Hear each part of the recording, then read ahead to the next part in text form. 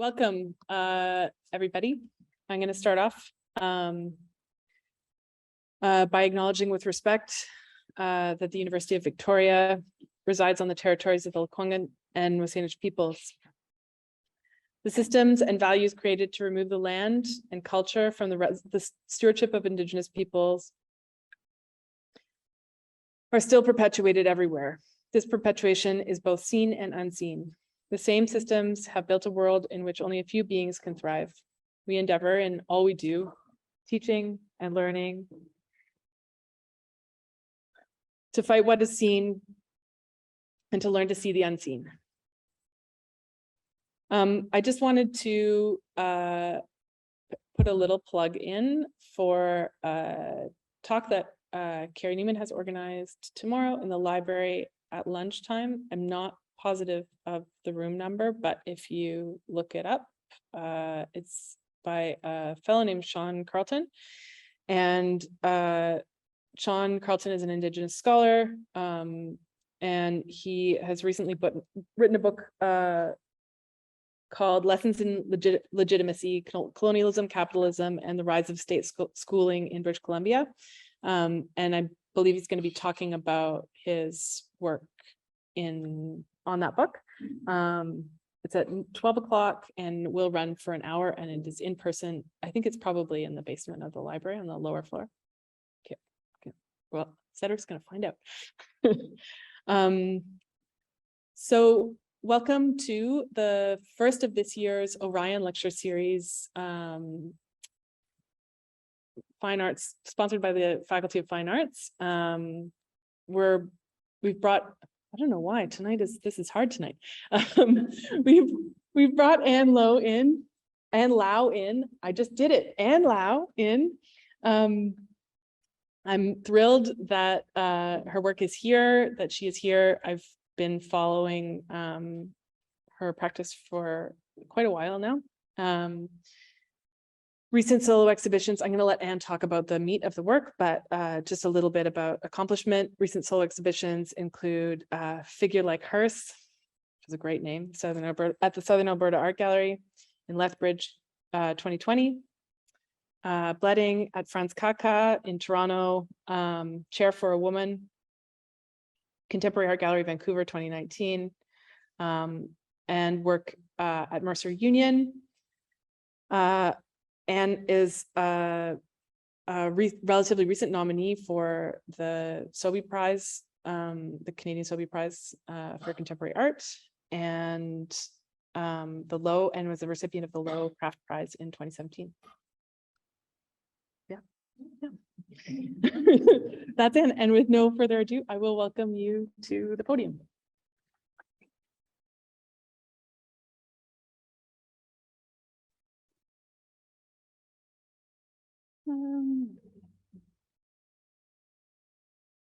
So we have about an hour of talking and then half an hour of questions. Okay. I'll keep an eye on my phone, but in case I get carried away, someone can just signal to me. Thank you, Beth, for the invitation, and thanks everyone for coming tonight. It's nice to be in a studio. Makes me feel a little more relaxed. I feel a little rusty now that we're in this era after the pandemic. I feel like I haven't talked about my work in a while, so I will endeavor to do my best for you this evening. I want to, when I was preparing for this talk, I was having a hard time choosing where to begin, and I think that's probably for a number of reasons, but I thought I would begin with this image, which I just kind of threw together. This isn't a work. These are all samples of textiles that I've woven that have been part of artworks of mine. So I primarily work in sculpture, but my work has been deeply informed by my training as a hand weaver, which I started about a decade ago. I went and studied just for a week at a small weaving school in northern Vermont. And there all of a sudden, I feel like I learned how to make my work as an artist in some ways. And so by learning this practice of weaving from people who really earn their livelihoods from throwing the shuttle, I was kind of able to gain this skill and this community and this context that really sat outside of contemporary art. And so that really deeply informs kind of how I work within sculpture, and thinking about skill as a form of knowledge production. And my work thinks a lot about how material knowledge gets transferred and how it gets transferred from one person to another, from one object to a person, or from one object to object. So just wanted to kind of begin this talk by talking about this last decade that I've been studying hand weaving alongside making my work as an artist. So okay, there we go. So this work is a work that's called Dust Bed, and I made it first in 2018. So it's a work, I wanted to begin on this work because it's a sculpture that brings together my interest in how textiles relate to form, but also my interest in, or the kind of research that I've been doing into textiles. And also, I feel like it just sums up a lot of the thinking that I do as an artist. So it's a big work. It's made up of, I think, about 22 different kind of elements. This is from an exhibition in 2019, and all of the elements were included, or all the elements of the work were included in this specific installation of it. So all of the textiles in this work are woven by hand, and they're all silk. And I wanted to make a work that could think really distinctly about the kind of specific communicative abilities that only textiles have, that they have their own language, they have their own vernacular, they have their own way of being in the world that is truly theirs. And so I was thinking a lot about how the bed is a place where there's like a kind of accumulation of textiles, but it's also a place where you think a lot about the body in relationship to textiles. So I started doing a lot of research into beds and kind of beds in history and historical beds and mattresses. And I came across this description of a mattress from the 18th century that was called a dust bed. And it was called a dust bed because it was stuffed with the dust that would accumulate under a weaver's loom. And so it was just a kind of beautiful idea that there could be somebody that was sleeping on the dust of the kind of means of manufacture of the textile that they were lying on. So the work became called Dust Bed, and it's a big soft thing that can kind of change depending on how it's shown and what the context is. And so a lot of the patterns in the work came from research that I had been doing into the kind of specific period in the 18th century in Europe, where that was a time kind of prior to industrialization when all textiles would have been, spun, woven, and dyed by hand. And that led me to this archive that's in Sweden that's called the Anders Birch Archive. And Anders Birch was a Swedish economist who in the kind of first kind of quarter of the 18th century was really determined to basically collect as much information as he could to build up a textile industry in Sweden.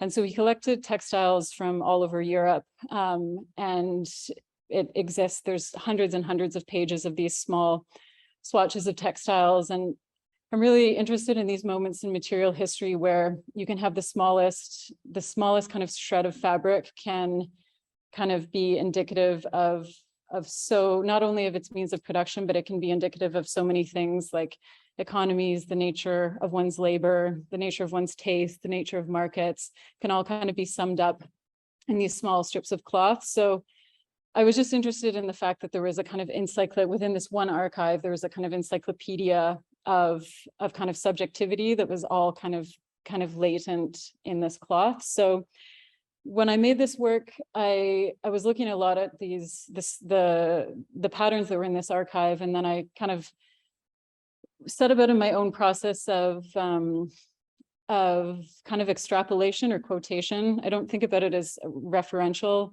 I don't think about it as a kind of reproduction, because I think it's virtually impossible to reproduce anything that would have been made at the time that I've been researching, because the looms the materials, the technology is just doesn't exist as it did then. So this work is kind of quotational of that archive, but it was also a way for me to kind of think through my own understanding of that material, but really do it as an embodied practice and do it as a material practice.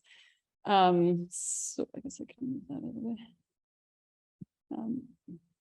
These are just more, whoop, that's not what I want to do. More images, get out of here, of the work. And so all of the, like all of the covers of the pillows and the pillows inside, like everything is all a woven textile.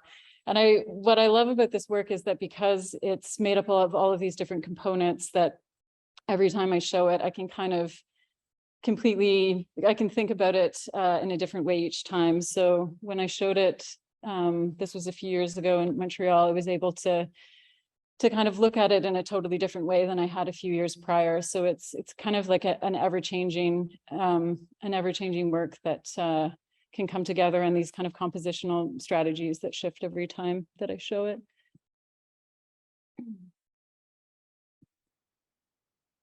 This is a work that I made prior to Dustbed. And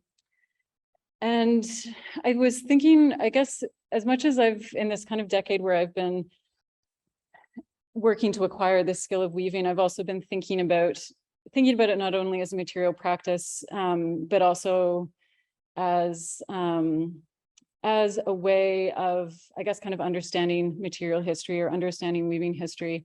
And so I think a lot about the weaver as this kind of anonymous figure in history that practices kind of the single most pervasive form of human activity, because humans are born into cloth, they die into cloth. It's one of the most, it's a material that's as human as humans are.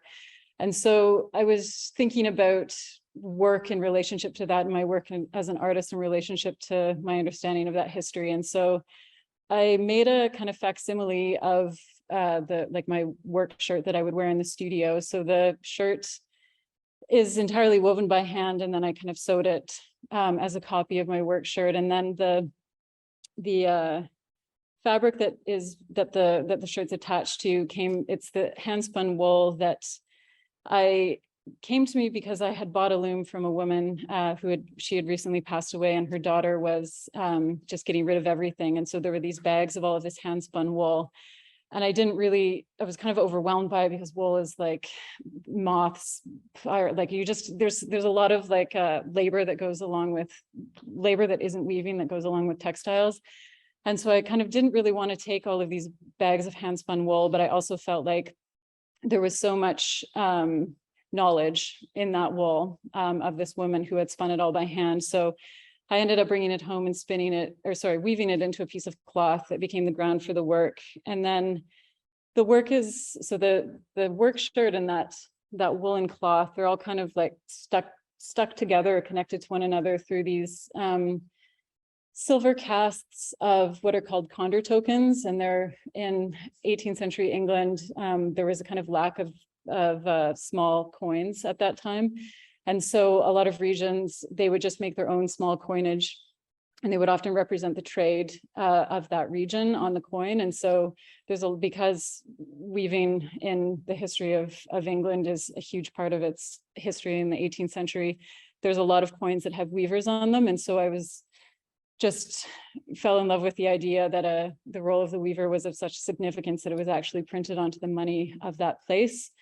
And so they had them cast in silver, and then they kind of like pin the kind of labor of this hand spun wool with the kind of labor of the work shirt that I wove and sewed. And on the back of the coin it says Rochdale, which is the place that this coin came from, and a sheep is suspended to be weighed.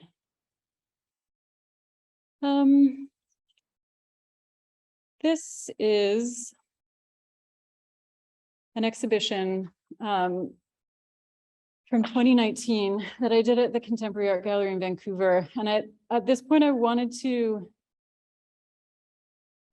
think more about textiles in relationship to form, where they would kind of exist more quietly within an object that had been made in a really highly specific way, but that ostensibly wouldn't necessarily register, that it would register really within the realm of function of something that looked like a piece of furniture, but that it would have characteristics that would kind of undermine our understanding of it as a piece of furniture.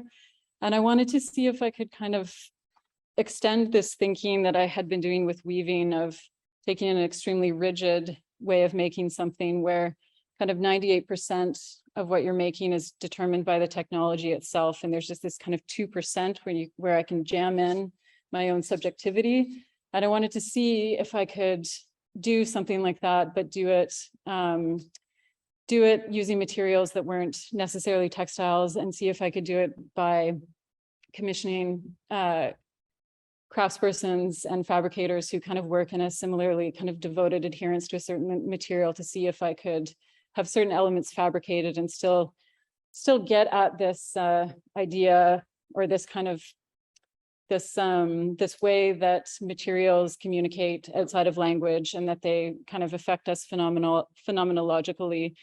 And yeah, so how I kind of got to, so that's what I really wanted to do with this body of work, which is at the Contemporary Art Gallery in Vancouver. And that space at the KEG is really, it's quite big and square and very blank. So I wanted to do something kind of formal in the space. So I designed this plinth that each of the five works in sculpture were kind of installed across. And then the back of the plinth was a bench that you could sit on to look at the work that's on the back wall. So I wanted it to be extremely formal, but I also wanted the works to kind of I wanted to kind of elevate them in such a way where there could be like pleasure was the kind of utmost principle. Like the pleasure of looking, the pleasure that I get from looking at things in museums, and my pleasure in trying to understand how something might be made.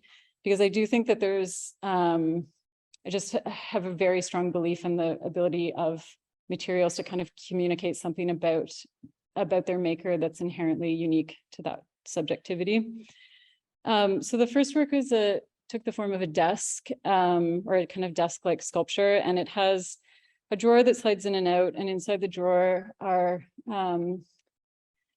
materials that I had kind of accumulated from other works, where whenever I'm kind of doing an experiment in the studio of like mixing paint or doing some kind of specific thing where I'm trying to understand how something's made, but it doesn't necessarily turn into a work, kind of keep all of that material, because it becomes a bit of an archive of my own kind of knowledge production that I'm building up in my work. So there's this kind of a silk rope that is holding together this package of paper experiments that I'd done in the studio, and it's kind of tied into a hole in the bottom of the drawer, because I wanted to make a piece that kind of paused both some kind of idea of what a desk does, but also paused kind of an idea of a subject of whose desk this is, or kind of psychically paused the desk as well. So the surface has these three candle stubs that are cast out of silver, which is a material that I've returned to a lot, because it's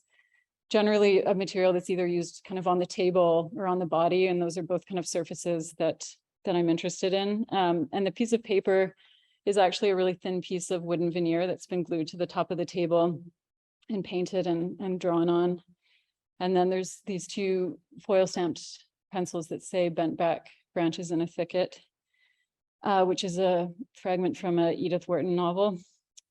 And then the feet are cast nutmeg, the spice nutmeg, it's cast in solid silver. And then I worked with a silversmith, and she made these kind of four-sided caps that the leg of the table fit into. This work, or the next work in this series, is kind of based on a piece of furniture that's called a fire screen. So a lot of the works in the show were based on arcane pieces of furniture that don't really exist in our lives anymore. And so a fire screen was something that would be put in the kind of in a fireplace when it wasn't burning, as a kind of decorative object. And so oftentimes they have textiles in them, and they're often very ornate. So this is made out of poplar or solid poplar and walnut, and has a walnut plywood back, and then these feet that kind of pivot in and out for it to stand up. And the textile of this there's aspects of my work that I like, they appear to me mysteriously, and I like to allow them to just exist in the work as a mysterious impulse that I don't necessarily have a reason for or a reference for or why it's there, but that it needed to be there. And I had been watching this film called Tinsel and Sawdust. It's a Ingmar Bergman film about a traveling circus. And there was this clown that had this really grubby costume with this big sequined sun on it. And it somehow just made sense that that was the textile that needed to be on this fire screen. So I like to work in such a way where I can have something extremely rigid, like the idea of making this fire screen, but then it also, that rigidity allows for me to have these more kind of intuitive and unknowing and not knowing impulses to squeeze into the work. And this is one of those works that does that. This is a set of bed steps, which is, in 18th century France, people's, if you were incredibly wealthy or royalty, your bed would be so high, you needed steps to get into it. And so it's another arcane piece of furniture. And this one was, this one brought together a lot of different kind of knowledge systems that sit within a kind of small group of craftspersons that I was able to commission to make elements. So the elements of this work, the legs are hand turned and the carving is hand carved. And then the textile, I was really fortunate and excited to get to commission my weaving teacher and mentor, who has a business where she does reproductions of 18th century textiles. And so she's developed over many, many years a method of embossing wool, where the wool is kind of soaked in hide glue, and then it's pressed with a heated plate, so it's embossed. So I commissioned her to work with a pattern that I designed, and so the fabric that's on this work is hand woven and hand dyed wool that's been embossed. So it's kind of really fugitive pattern because it's embossed. You kind of need to be in the right light to see what it's doing. And then the back of this work is really scrappy, and it's just, not like insignificant kind of paint that I just had around the studio. And I have a quite big collection of these rollers for rolling patterns onto walls. And so I kind of had just been looking at these patterns, and the rest of this work is so charged with so much kind of like labor and effort into the elements that are carved in the textile, that I wanted the back to kind of feel like the underside of something, or feel somehow unfinished, or just feel somehow much more like casual, or kind of not casual, but just feel like it was somehow even though it's pretty and it's flowers, but that it was somehow like a bit scrappier in comparison to how mannered everything else in the work was. And then it has this small kind of grubby handkerchief that doesn't look grubby there, but it is grubby, that hangs over the side of the piece, and you can kind of see the pattern of the textile there. This one I worked with a blacksmith to make. I'd been looking a lot at these medieval stools that, when you see them in black and white photographic reproductions, they look a lot like drawings, and you kind of see through them. There's something really incredible about how kind of flat they represent while holding volume at the same time. And I think that these formal qualities are extremely, I think when something is functioning formally, I think that that becomes a space for a lot of other complex things to kind of inhabit that formal space. And so this is this is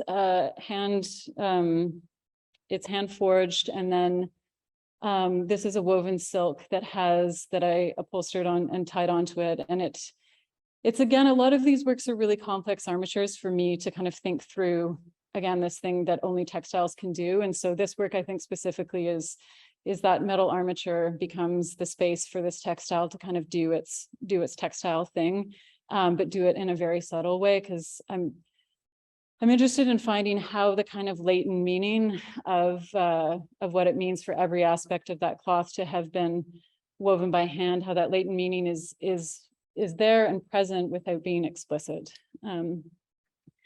And then the last work is kind of the title of the show, which is Chair for a Woman, which I spent a lot of time looking at online databases for museums, and will often just put in like a random keyword and see what comes up, just to kind of get myself out of the normal things I would search for. And so I think I just put in chair, which gives, obviously it was in the collection of the Met in New York, and it gave thousands and thousands of chairs. And as I was scrolling, just out of not out of nowhere, but one of the descriptions for a piece in the collection was, it just said chair for a woman, and it just jumped out at me because all the other descriptions were much more descriptive in the sense of where they were made and what year they were made. And then this one just said chair for a woman. And so it was kind of interesting for me to think about. I was like, a chair for a woman is, I don't know. Yeah, it jumped out of me like a line of poetry, I guess, and in amongst all this other information. And so this is, I would say, the closest of all of these works that came to something that exists in the world. And this work is really like a shadow or a kind of like a shadow or a silhouette of something that already exists. And then I've kind of pushed my understanding of that existing object through the kind of means and modes of fabrication that I have available to me. So it's made out of maple that's been finished with beeswax and iron oxide pigment. And then the legs are hand carved out of basswood, which is a really, really soft wood that's really contrasts how hard maple is. And then the legs are made out of wood that's very soft. And then all of the joinery was finished with mother of pearl. And then the last work in this, or the one work that's not on the plinth, is this big wall work. And I think a lot about how history attempts to tell itself, or how material history attempts to be told within kind of decorative interiors within museums. And so this, I wanted to kind of imagine my own, not a version, but I guess a way to imagine a room where the wall had been literally cut out and taken into the gallery. So this is actually made up of 12, the whole thing breaks down into a series of boards that are each about a foot wide. So kind of comes together as a really big sculpture, but then breaks down into kind of a stack of boards. And the pattern came from a stencil in the collection that I have of these roller patterns, because patterns are interesting to me because it's a bit similar to, or existing patterns are interesting to me. They're similar to weaving in that like everything about them is determined. And then there's just this really small crack where I can squeeze myself in and use it as a tool. And so it has this kind of painted wall where I was imagining like a fireplace that was cut out or some kind of plaster medallion. And then the millwork of the door is all solid wood and the door swings out. And behind the door is a bunch of kind of misprints from printmaking that I had been doing. And again, I'm always interested in finding a way to kind of interrupt the kind of cohesiveness or the wholeness of what's happening with a work on its bigger scale, and then have something that comes in that just changes all of that.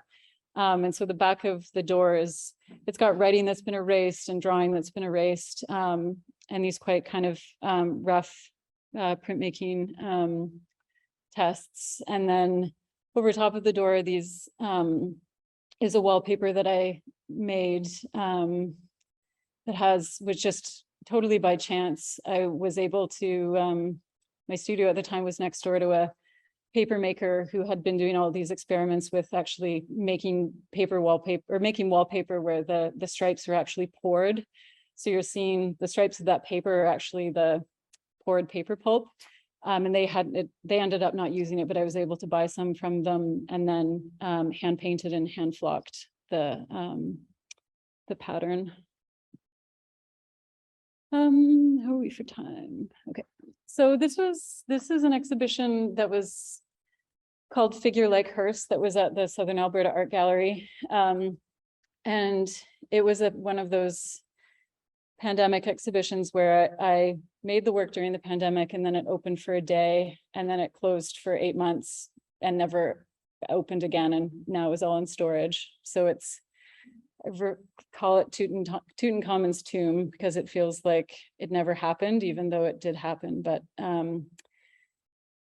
yeah, so this work is something that I spent a lot of time, it was a huge, it was a big undertaking in terms of the production. And then I have a kind of slightly strange relationship to it because I installed it, but then it was never really seen by a lot of people. And we did a lot of things online, but it was never really seen by anybody.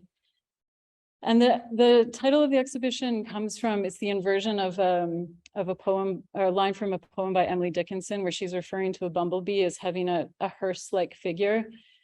And I was thinking I really was kind of captivated by the idea of a bumblebee's body being a hearse. And so I wanted to think about that in reverse, and to think about it as opposed to a hearse-like figure, to have a figure like hearse.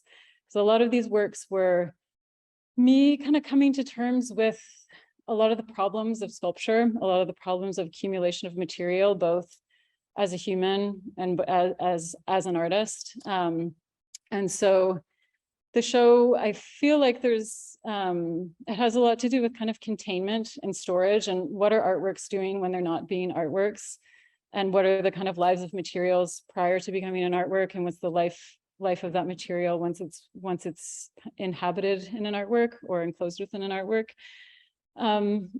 So the SAG is quite a big space. It's a bit like this room. It's very blank and square. And I wanted to make a kind of constellation of works where you could experience them kind of within a field, that they would feel very formal and belong together, but that each work would kind of drop down into its own kind of world. So I haven't talked a lot about these works, but I'll try right now and see how it goes. And this is a view from the back. This is, the title of this work is Weaver's Tombstone. And I was thinking, guess I'm just always thinking about the weaver, and the weaver as myself, the weaver as someone who practices this kind of immortal form of human activity. And so I wanted to also think about that as weavers are not necessarily ever known by their name. They're more known by the cloth that remains, or by the practice itself. So I wanted to make it almost a kind of blank tombstone for this idea of the grave of all weavers. And it's painted wood, and it's cut on a compound angle, so it kind of sits both to the side and back as though it's sinking into the ground. And then it has this small candle that sits on the top in a brass holder. And has this cross that has a really specific molding profile that runs down the center. And this work, which is called Bedpost, is kind of in the same, I don't know if it was the pandemic or just where my thinking had gotten to at this point, but I was thinking a lot about memorializations, I guess, or me wanting to memorialize my certain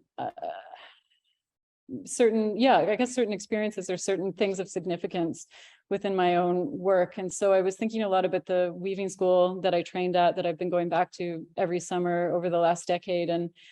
And there's the lodgings that the people who study at this school are all in the same farmhouse. And so I was thinking about this bed that all of these weavers who came to study have all slept in the same bed, one after the other. And that the kind of bedpost, I wanted to make it similar to the work I showed earlier, to make a garment that would somehow represent that work, or represent in a really quiet way this passage of people practicing the specific scale or method. So the shirt is, or actually the post itself was it's two table legs that came from a work I had done previously that I'm not going to show you images of today, because I was really contemplating all of the material that was shoring up in my studio just from making work, making exhibitions, doing a lot of experiments and tests all of the time. There's all these things that start to take up space.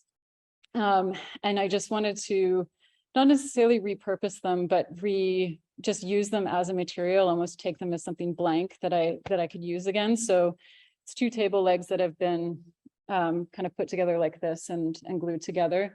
And then the shirt is hand woven cotton, and the buttons are silver. And then I've kind of dyed it to look as though it's another facsimile of a work shirt of mine. And then the ribbon that is wrapped around the bedpost was a silk ribbon that I wove when I was at the weaving school one summer. And this work is similar in that I was having this problem of textiles that I had either been given or had made that I didn't want to look at, but that I couldn't throw out, and that they were presenting a problem for me, a problem of the accumulation of materials. And so I wanted to imagine if I could make an artwork that could absorb this material from my life that I was having some kind of psychic relationship to, that I couldn't resolve and didn't want to resolve. And so I wanted to make a sculpture that could soak all of that up and kind of remove it from my life and then have its own autonomy. So this is a silk bag, a hand-woven silk bag that is full of all these textiles that I don't want to have around me, but that I can't get rid of for some reason. And so it's a bit of I wanted to almost like put them into something like a laundry bag, something that was really banal and really quiet, but could have this really strong form that would just sit in the room, but be totally blank. And there's no information about when I show this work, I don't say that that's what's in the bag. It's just something anecdotal that I'm sharing now. But when I look at this exhibition in hindsight, I realized that there was a lot of this. I was thinking a lot about what materials are doing when you're not either using them or when they're not in artworks. And this is related to this work because this work always travels in this box. And this box is actually made from the wood that was on the seat in the exhibition at the CAG that I just showed, where I had these boards in the studio, and they were butternut, which is a really beautiful Eastern hardwood. And I wanted to use them for something. And so there was enough wood in those boards from the bench to make into this box-like sculpture that could then house the bag. And so it is, it's solid butternut, and then it's been painted and finished with shellac. So it has a incredibly mirrored or very shiny surface. And the pattern is I had been teaching myself how to do these kind of these faux grain, faux kind of trompe l'oeil patterns, using trying to learn it really as a specific methodology. And so all of the diamonds are kind of the butternut is really contrasted by then this painted facsimile, or not a facsimile, this painted kind of approximation of grain.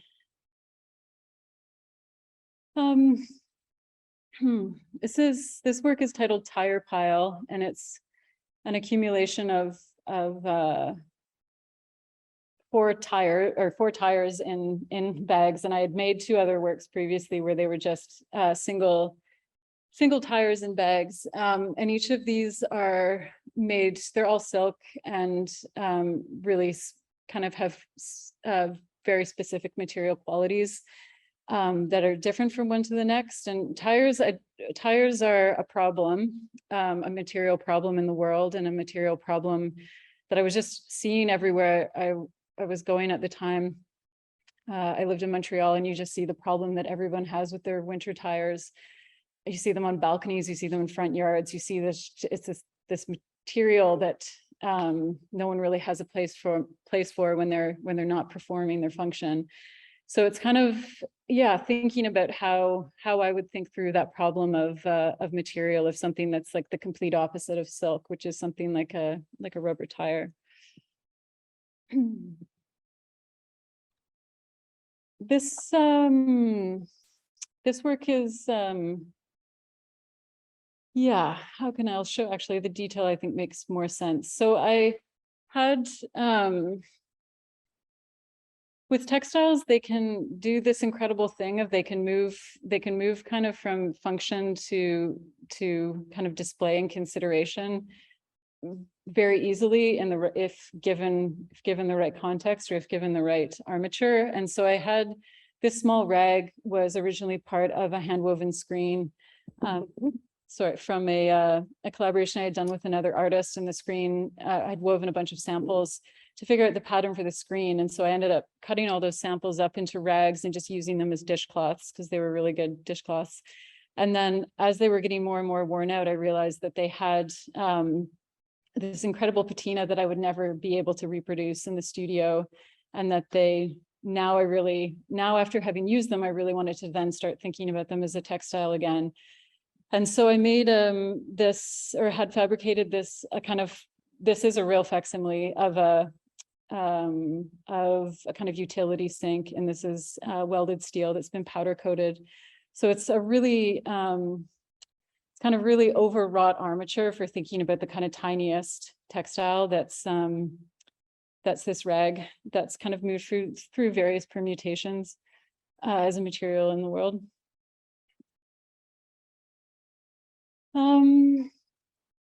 What can I say about this work? This was another absorptive one of how can I use this kind of acquisition of skill that I've been doing? How can I use it to both like absorb material that's showing up in the studio, but then also use it to kind of reflect on the nature of work itself, or the nature of labor, or the nature of how something gets done.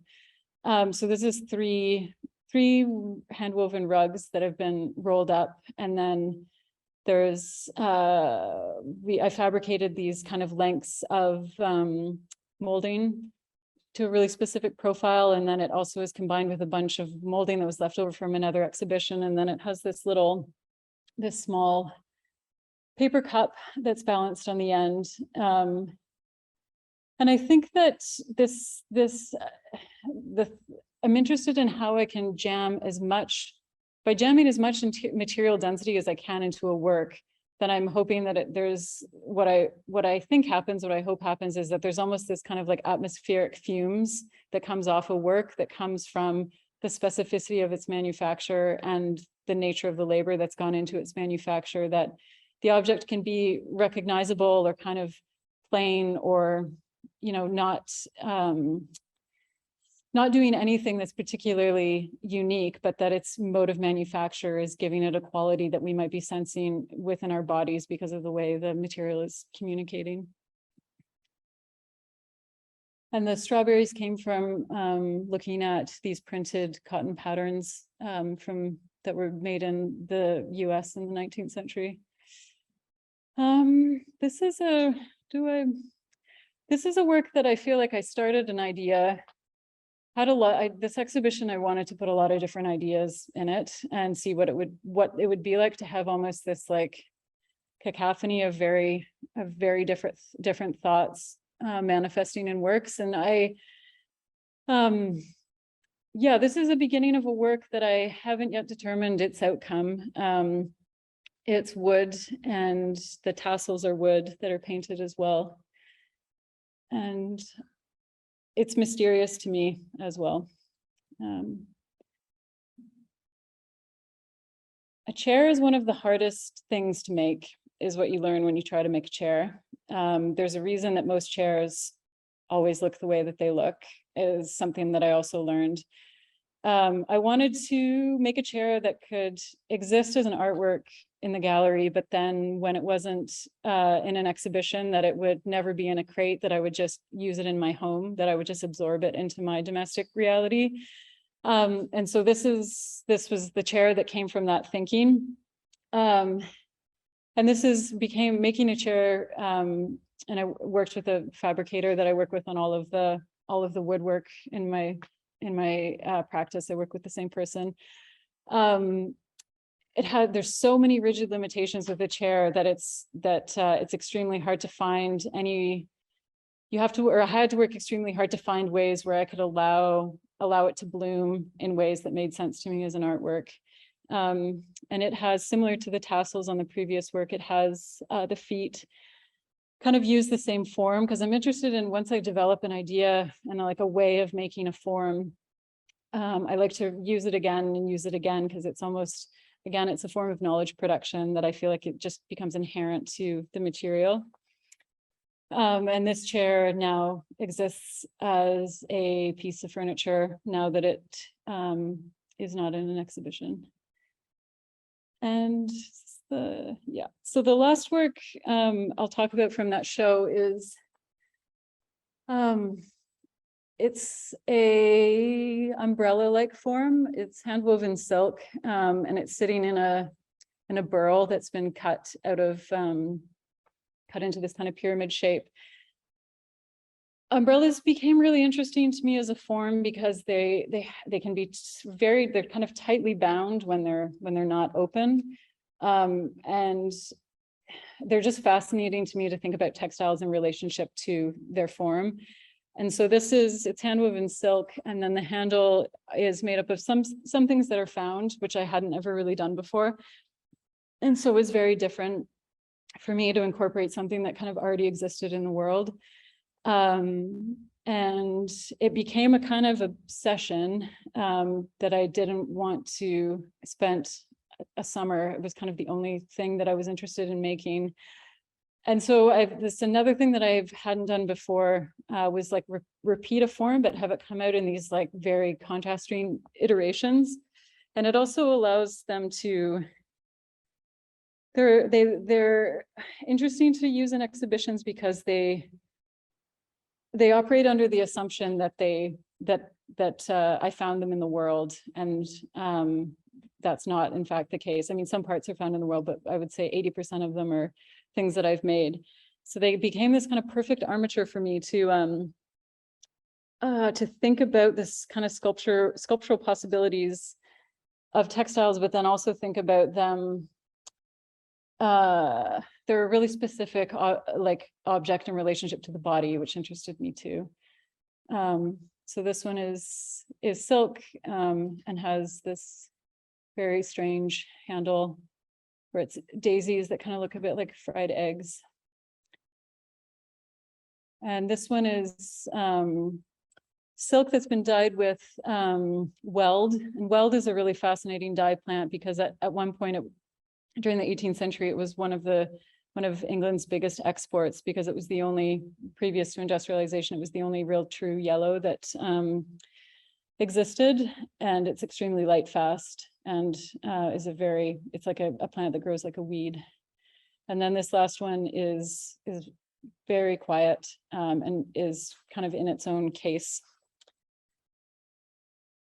So there are ways to, again, just think about all of the smallest kind of material details that I can kind of use as a crucible to kind of think through how I can kind of inject my thinking into a material and to do it outside of language. And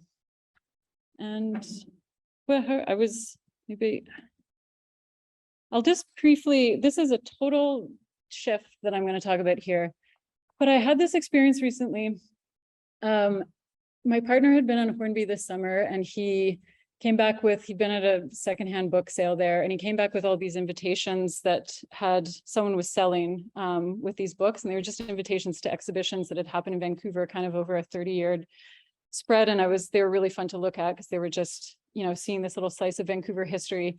And I came across an invite for an artist whose name I didn't know and who I couldn't find any information about. And I was just thinking about how our kind of histories of what artists do on the coast are very fragile, and that we have it's kind of our responsibility as artists to kind of uphold and remember all of the work that ourselves and our peers do. And so I was thinking about this project, which is an exhibition that my partner and I curated in 2016, where we visited over, how many people? I think we visited over 100 artists in Vancouver to see, or in Vancouver in the kind of greater,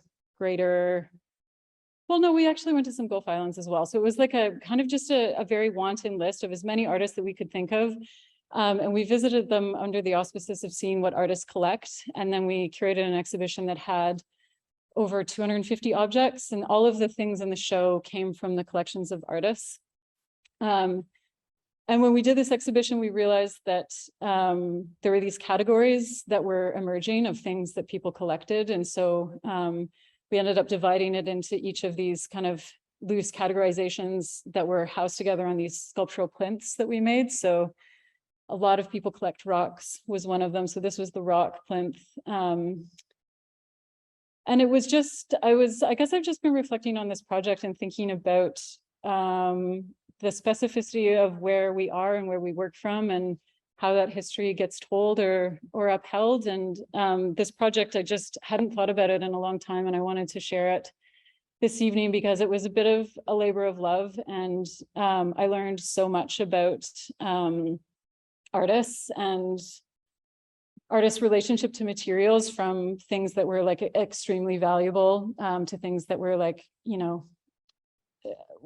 valuable not in what they are as an object, but in the person's relationship to them. Yeah, this was the surround or the kind of vessels section. That's Glenn Lewis's sake cup collection on there in the newsprint. This was the kind of textiles section. And it was just I wanted to share it because I was just thinking about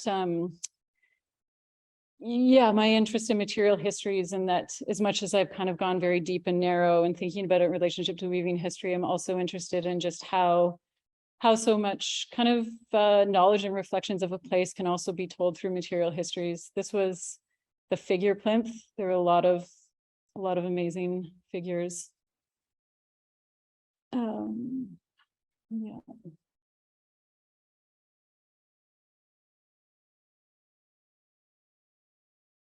And fake food was a category that came up as well. That's on the table there.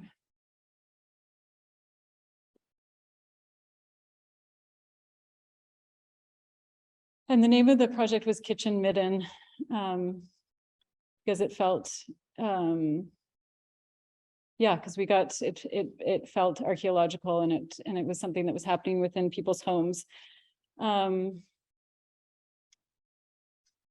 it was also a way to kind of just think through the possibilities of exhibition display as well. So I think I will stop there. I think we're an hour. Yeah, more or less.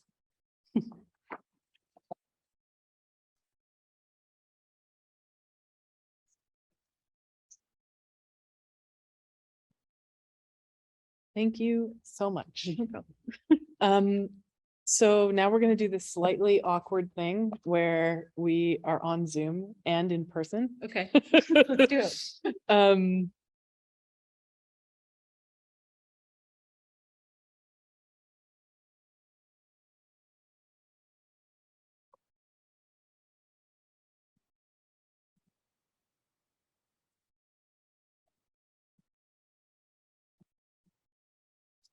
So, thank you very, very much for that. I think we'll open it up for questions. For those of you that are on Zoom, if you want to ask a question, we'll just ask you to type the word. The words are not coming out of my mouth tonight. We'll ask you to type the word question in the chat, and then ask you to unmute and ask the question to the room. We can hear you. And if you are able to, if there are questions from the room, if you feel able to kind of briefly repeat them back, that would be useful. And if you don't feel able to do that, then I will do that. Okay, just verbally. Just into the mic. Okay. Because the Zoom folks can't hear. So okay, gotcha. Okay. This is I'm perfecting this system as we roll. But so we'll start with the room. Does anybody have any questions? Jude. Yeah, in terms of sculpture, I've been seeing some very creative and interesting points to display your work. And obviously, like the ground is what presents the sculpture would be important, but is there certain material that you work with that you find is very difficult for people to work or as that we have been seeing?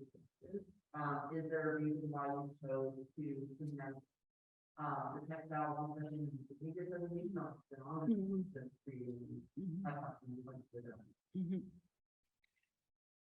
Okay, for the Zoom folks, that was a question about plinths and specific plinths. And I think my answer will make the question clear.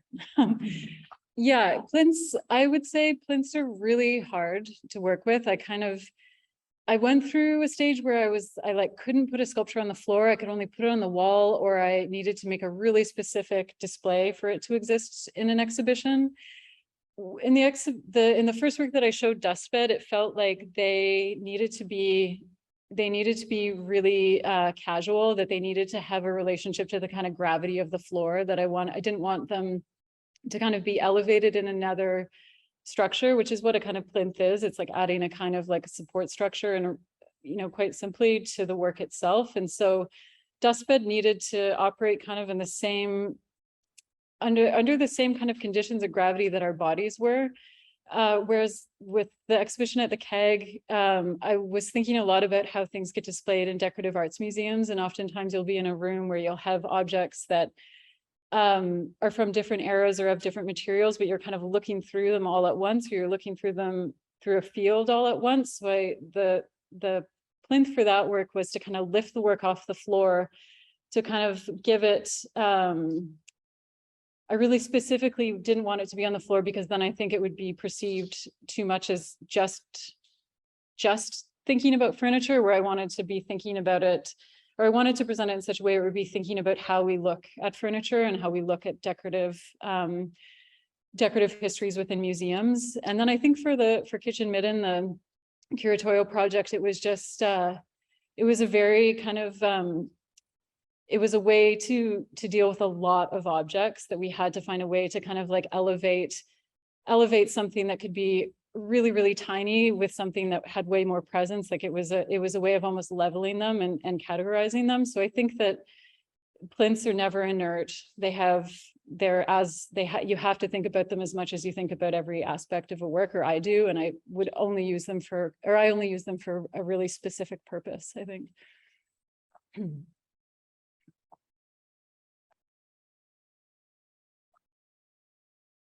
Hi. It's a discussion point. It's about labor in the political economy, where we make things, but we have no control of their outcome. But as artists, we have to particularly craft mediums such as movie. But I wondered about how in some of the work seems to be the outcome is arrested, perhaps historicity or facsimile, and I wonder how you navigate that through. Yeah, it's often I often don't know what the outcome is going to be with certain works. So there is,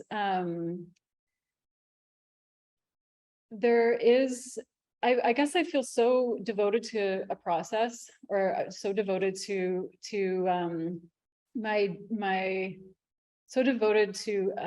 gaining an understanding of how something's made, that I really approach it from the very simple question of how can I make that, or how is that thing made that I've observed in the world? And then I kind of push through the material processes that often don't work or are too expensive, or I can't do them. And pushing through that, I don't necessarily know where it's going to end up. So I feel like some works, they end up having feeling totally contemporary and feeling like completely separate from the kind of historical method or technique I've been looking at. And then other ones kind of get trapped in it. And I like not necessarily knowing which way it's going to go with certain works, and that I do just have to because I'm so interested in what it means to devote oneself to process, that I don't necessarily, the outcome is not predetermined. And so in that sense, I feel like it's difficult to work with historical methodologies, because they're approximations. The way that knowledge is transmitted, especially now where we have a kind of pretty much total alienation from how things are made and that we use in the world, that all of the kind of knowledge systems that existed prior to industrialization are for the most part gone, specifically in textile history. There's very few instances where that history has kind of been upheld by a kind of connection or a chain of people. So it's, I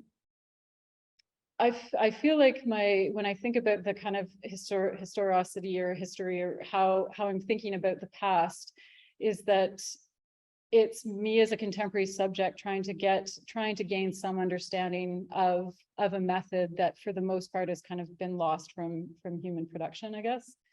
And so it a lot of times doesn't work, or sometimes comes out weird, but I feel like that kind of represents this kind of big knowledge break that we've had in material history, I think.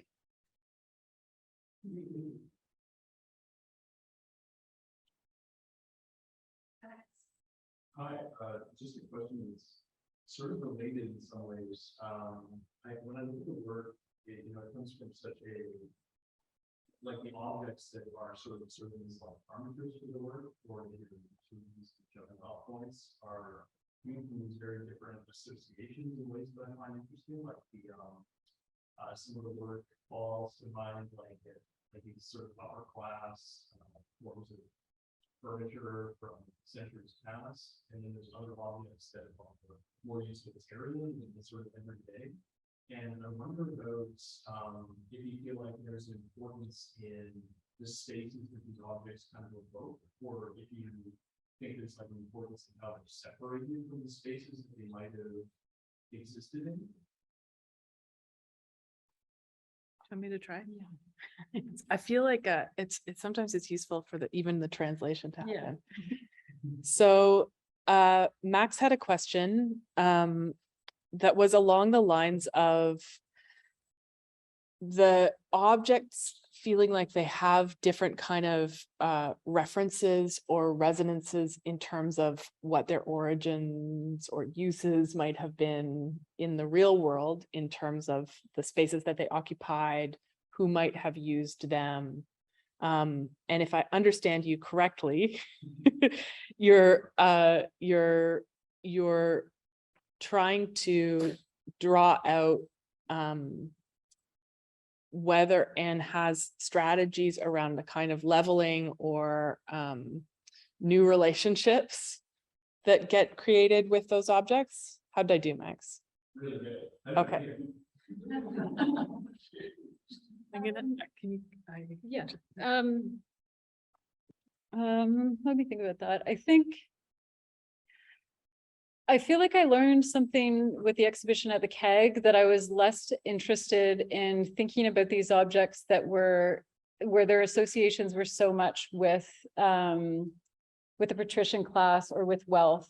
And that I think that what often happens with, I think, our associations with objects, specifically within decorative art histories or with functional object histories, is that so much importance is placed on the owner of the thing, or who commissioned the thing, and where did the money come from to pay for the thing. And I guess I've increasingly found that I want to cite my interest in like everything that happened, or everything that we could understand about an object before it was acquired. So what were the conditions of the person that made, or what were the conditions of the labor? What were the conditions of the knowledge system that labor existed in? And increasingly, I've found that it's more interesting to be looking at objects that aren't so specifically, are from such a specific historical moment, because I just realized that I just wasn't, all of a sudden I felt like I had to think about something about that object that I wasn't, it was forcing me to think about something that wasn't really my interest, that I have wanted to move away from. So the exhibition in Lethbridge was a way of kind of getting away from the objects being cited in a really specific material history, and that it would have allowed me to focus more on the method and the process, I think, and the meaning that can come with that.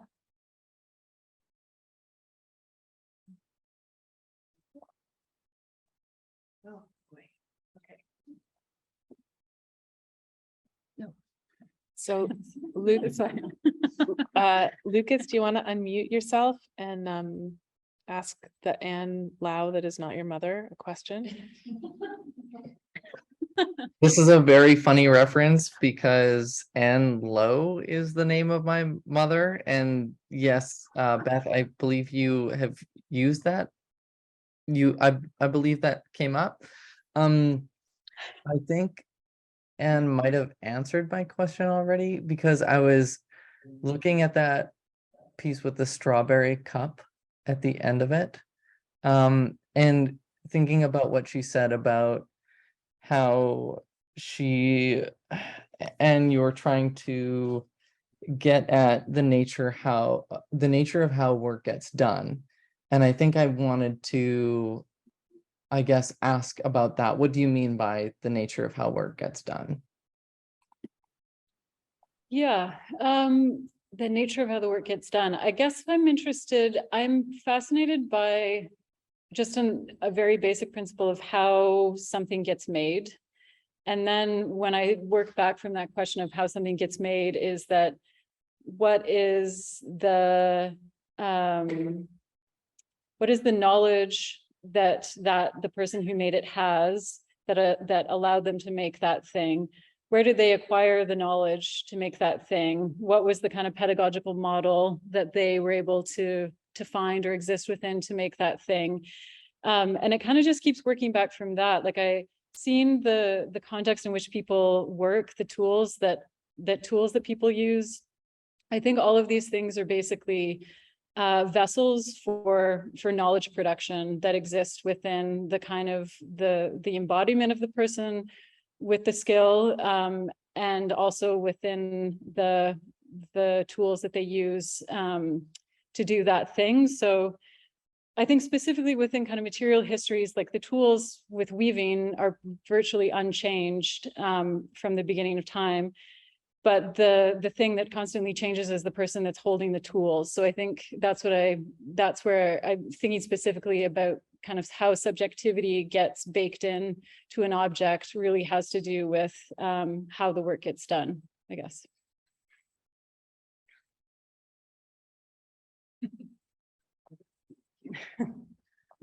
Liz Bentley. Hi, sorry, my voice is kind of gone. I had a question about your use of like the welt and the yellow dye. And I was wondering, do you do much research into like how historically woven fabrics were dyed, or like how the weavers would choose their dyeing materials, and if you incorporate that into your practice? I do a bit. It's, I guess with all of the kind of knowledge systems that exist in relationship to textiles, I feel like I don't have enough lifetimes to acquire the knowledge that I would like to have. And so with dyeing is something that I kind of like, I would love to be able to have enough time to devote all the time I do to weaving to devote that to dyeing, because it's its own practice and world in and of itself. And it's interesting actually with histories of dyeing is a lot of that was in the 18th century in Europe, or the period that I have spent a lot of time researching. A lot of that was kept incredibly private and kind of under wraps as this kind of secret knowledge that people had, because there was very limited number of colors that were available prior to aniline dyes being invented. So it's something that I've done a little bit of, but it's not something that I would love to have more time to go into in great depth, because it adds so much to a work. So if there's a work that I feel needs it, I'll kind of go down that rabbit hole, but then oftentimes I don't, but weld is one that I kind of went a bit deeper into because it's a really brilliant color.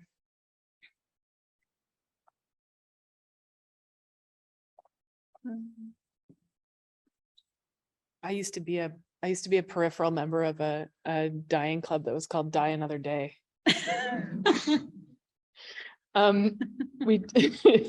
Which Yeah. So we have a question from Levine.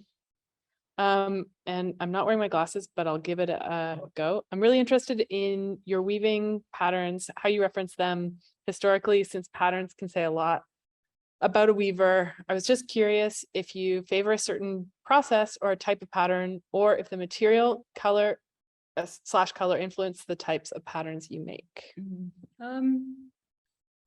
That 2% subjectivity? Is it- Yeah.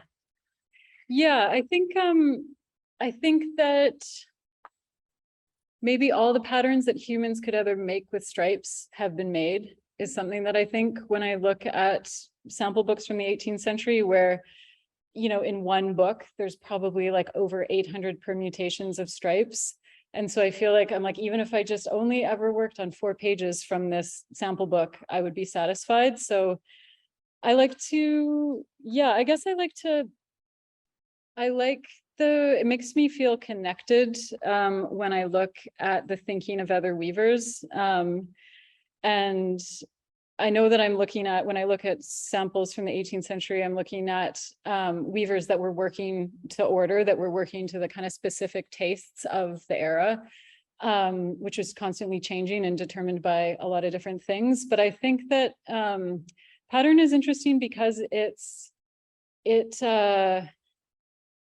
yeah, it can be subtle shifts in pattern can kind of change everything. But I do like to kind of begin with looking at a pattern that already exists in the world, because drawing new patterns, making new patterns is very hard, I think. And so I like to kind of begin in a place where I feel a bit surrounded by someone else's thinking about patterns, and then I can kind of work from that or off of that. But it can be overwhelming when I do research and I just see the kind of amount of patterns that already exist in the world. And so,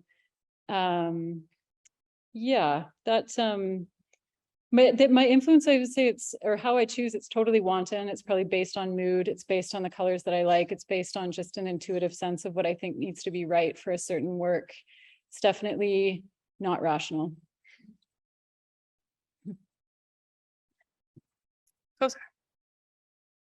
Thanks for the talk.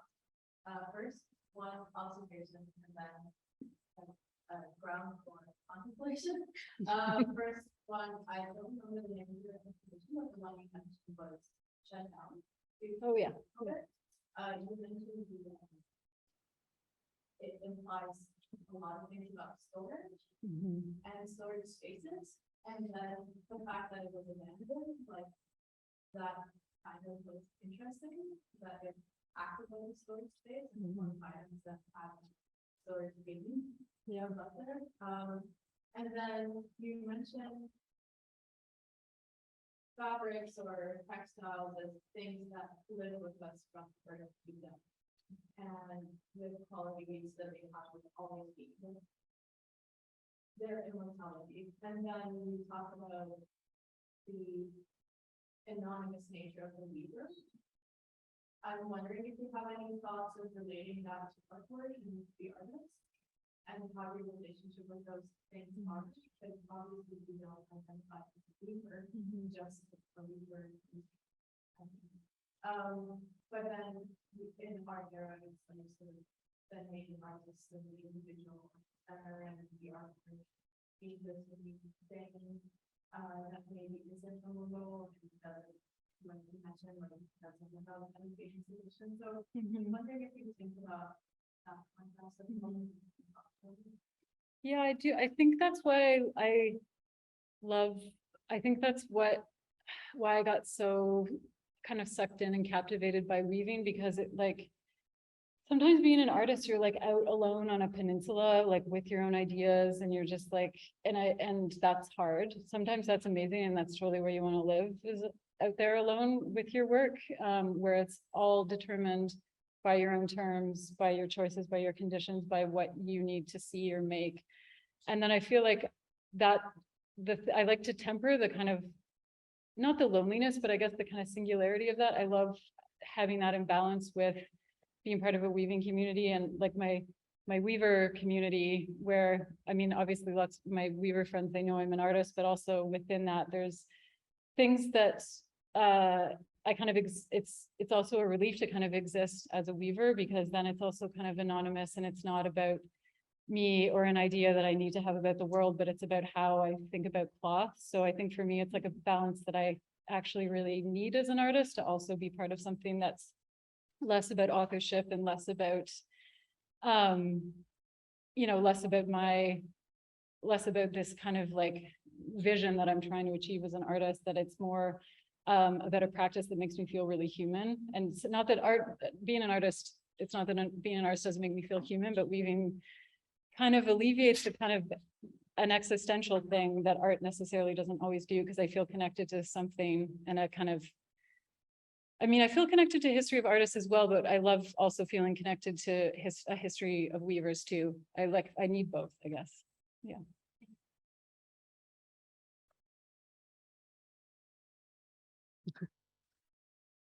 Lucas and the jokes. I have a question. Oh, sorry, Lucia, go ahead.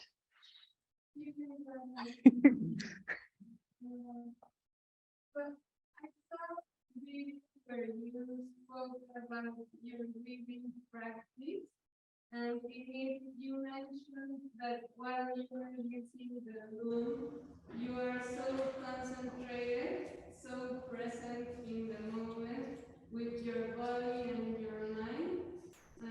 This sounds almost like a state of meditation. So I was wondering, how does this reflect on your work? Does this moment have an effect on your art practice or even in your life? Does it give you clarity or guide you through the making of the cloth? Does it help you deal with conflict? Do you weave your thoughts into the cloth? How do you weave yourself into the gown? Well, do you want to? I don't know Sure. if I can. Yeah. So the question was around the practice of weaving and Anne's own association with it being really immersive,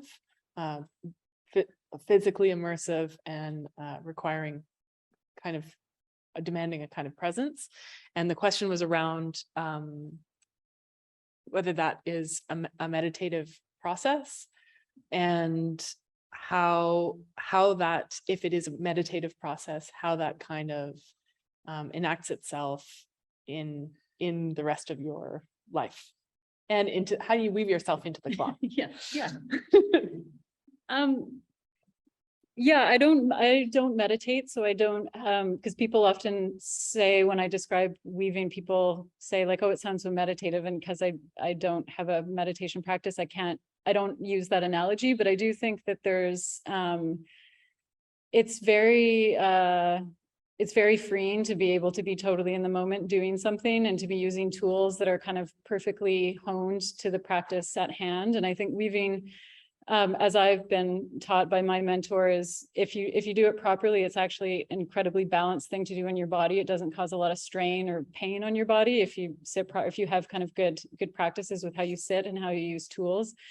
So and it's also a practice where like your body is kind of like the third tool in the whole process of like having a loom and having a shuttle, and then your body becomes a tool in that process. And so I think that I don't necessarily think about weaving kind of quote myself into the cloth, but I think that the cloth is inherently a reflection of whoever's sitting at the loom. Because if you take two pieces of just like a plain woven piece of cloth made, that I wove and then another weaver wove, if you looked closely enough, you could notice all of these very, very small differences between those two pieces of cloth that ostensibly look identical, were used in the same technology, but there's just a bodily expression that happens that's like the mood of the person, the body of the person, how they hold tools. And I think that expression is profound, and that it's very quiet, but I feel like that's what I really learned from weaving. And so I feel like when I've applied that to other materials in my sculpture, I've tried to do the same thing of how can I have that really subtle embodiment of how it was made express itself, I guess.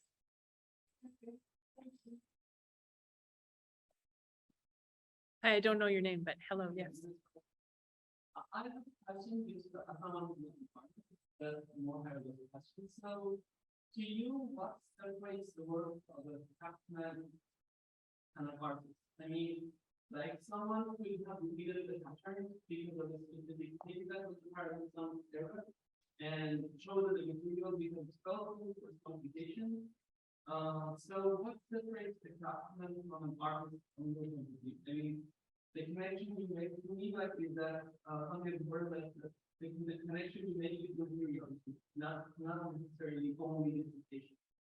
So what in your mind, what separates the craftsman from an artist?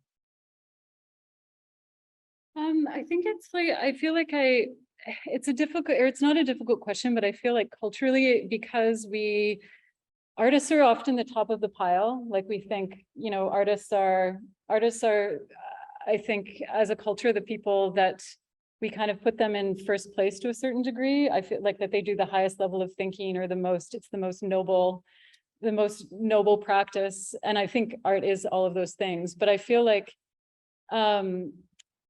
I don't know if I guess the difference between how I think about it, and anyone can argue with me about it. This is just how I think about it right now, and it may change over time, but I feel like what I've learned from both like training or learning weaving really like as a trade, like not as an artist and outside of contemporary art, is that the difference between what I'm doing as an artist, which is just like, I am bushwhacking on my own path and I don't know where it's going, and it's fully led by the desire for me to realize the thing I need to see. Whereas I feel like within another, like a craftsperson or someone that's working within a really specific material tradition,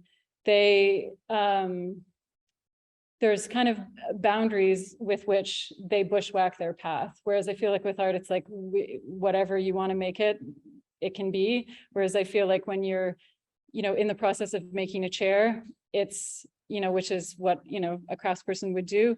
There's kind of, there's guardrails, or there are boundaries of what a chair can be. Someone needs to be sit in and be relatively comfortable. So it's functioning under a certain amount of constraints. But then within that, I think that people do things where, you know, you can look at a piece of furniture and you're like, why is that piece of furniture so much more interesting than that piece of furniture? And it might be something that's ineffable that really just comes from the individual that made it. But I don't necessarily think that it's the same thinking that artists do. It's more of an acuity with a material understanding. But I think it's as noble, or I think it's as important to our culture that we value those things as being equal.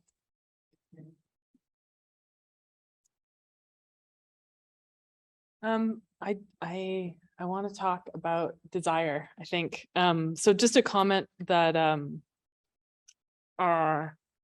you know, I really, when you were talking about the accumulation of the material in a space or a work having this kind of like intensity, you didn't use the word animism, but you know, that the hope would be that as you kind of like gather all of this labor and all of this kind of material intensity together, that the object kind of becomes enlivened. And I believe in that, and I believe in that in a very kind of like surpassing the rational. Yeah. I think my question has to do with, I'm thinking about what the meaning of doing that act or bringing that kind of material intensity and intention in as a kind of balm, or like even an awakening or a push to awareness of the opposite of that, which you've been talking about kind of consistently, which is the muteness of material labor. I'm thinking about whether any of that contrast of the things that are mute, the things that are that don't have that animism to them, ever gets, if that material, those things ever get brought in contrast to the things that have that kind of like the glimmer, you know, that intensity that has, I think, has to do with desire. So I'm wondering if you bring those in. And the second part of that question is like, is the gallery somewhat like that blankness of the gallery, that kind of the flatness of the gallery? Does it have that it's not quite abjection, but it's like, it doesn't have any of that kind of glimmer to it. I think, what do I think? I think that I think we underestimate maybe how much like the glimmer or like the scintillation that we get from objects. I think we underestimate how present it is often. And that it can be present in things that aren't necessarily made in the way that I make something. And I think that the gallery, I've had so many, I guess, I'm trying to think how to answer this. I feel like that I have kind of equally like glimmer or scintillating experiences with things that I've seen in a gallery as with things that I've seen like an object that I've seen in like a Shaker museum, or just an object that I've seen like in a junk shop, or an object that I've seen in somebody's house. Like I think the scintillating feeling can happen. It can happen in the gallery. When it happens in the gallery, it's awesome because the world has kind of been removed, I feel like, so we kind of get it full force, whereas we have to work a little harder to find it in the world. And there's a lot of things you have to tune out to kind of get that the glimmer feeling. But I guess do you mean, am I bringing the muteness in combination with the glimmer? Is that? I think I'm thinking about the like, maybe this is a conversation for the bar. Okay. Yeah. I guess, yeah, I don't totally know what you mean, but we can keep talking about it. Thanks so much, everybody. Thank you, Anne. Thank you.